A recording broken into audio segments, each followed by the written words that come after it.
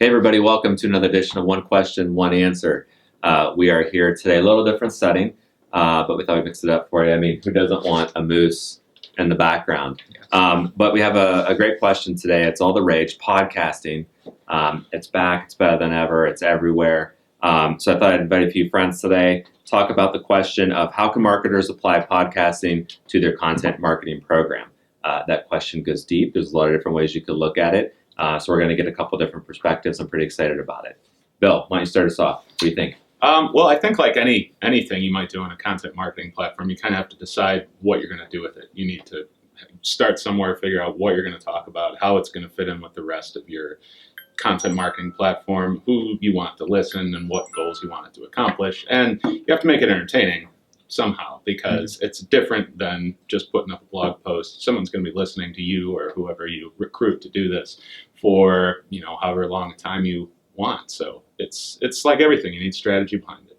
Mm-hmm. So what's one of your favorite podcasts? What are you following right now? I will listen to Serial, so that's one of my favorites. Season 1 was great. Season 2 is a little slower, but it's still good. Yeah. All right, cool. Lucas. Yeah. What do you think? I like podcasting a lot. I think that it is a really good opportunity because it's a different medium, And it's true. You were doing podcasts before they were cool. I feel I should say that. I'm a hipster like that. Yes, you are. You need to stop. Right. Trendsetter. Right. So, what I like about it is that we were talking about this before. You can listen to a podcast when you couldn't do other things. When you can't read something, when you don't have time to watch something. You can do it, you said, when you're mowing the lawn. I like doing that too. We recently did a bunch of painting at our house, so I listened to podcasts through all of that. Yeah. Audio is in the car is a big one, long road trip. So it's a great opportunity, I think, to do something a little bit different. The key, like Bill was saying, is to have a strategy to it. I think you want to make sure that it's still somehow tied into your business objectives. You're providing some kind of a value to your customers and your listeners. Entertainment is great, but make sure it's tied back into, what you're trying to achieve for them. Absolutely.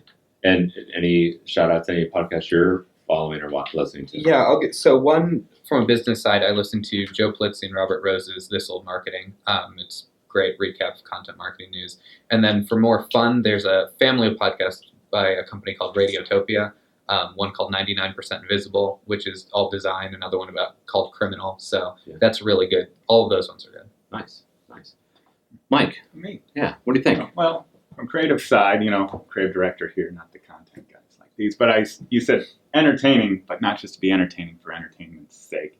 But you can't be boring with a podcast. And I think you talk about driving, yes. But these podcasts that we like, they're not necessarily interesting because they're podcasts. They're interesting because they are interesting. So this isn't like a flash in the pan or, we better do podcasting because everybody else is doing it. I think it's a matter of making sure you got a pretty good story to tell. Pick the appropriate story. It might have a little bit of drama to it. Real life has drama. Every day we live has a little bit of drama to it. And I think you can elevate that with your podcast, whatever story or however you're going to tell it. Yeah. So what are you listening to? I like, and this is like a local, the Waiting for Next Year, Cleveland sports. I've lived and mostly died with Cleveland sports for the past couple of decades. Yes. And Slate's political gab fest is nice. With election season coming, I like a little bit of back and forth and different opinions. Oh, it's nice to have local. You mentioned Joe and the Waiting for Next Year team. Good, great plug for them. They do great work all across the different channels, and I think podcasting is no exception. For me, and I'll keep it short, is I think with podcasting, something that we is a big trend and people are talking more about, but really is not a trend at all, is something we should all keep in mind is storytelling. And when you think about the essence and the importance and focus of a podcast, is the opportunity to tell a story and really tell the story of your brand and your message a little differently. The medium is one that may require a little bit more attention, a little more time, like Lukas mentioned. It's not something you're going to get in 2 minutes, which isn't a bad thing. I think we're a little too quick to want to consume the information in tidbits versus actually sinking our teeth in. So it's encouraging that Serial, for example, has gone so mainstream because it does have so much depth to it. And I think brands looking to tell a little bit more of a story and to really drive that loyalty with consumers and customers, this is a good forum for them and a low risk one too. So I know I said it was going to be short. It wasn't. Maybe we should have done this as a podcast. But- We're talking about Lucas. Great No, I was idea. gonna say it's a good point though. I mean, there aren't many mediums anymore where your audience doesn't want it short. This is Right. one of the very few. Yeah. So Yeah. maybe you going long was a good way to make that point. That's it. That's it. That's why you're on the optimization team, Lucas. So until next week, guys. Thanks a lot. Sorry we ran a little bit over today, but great topic. So we'll see you next week.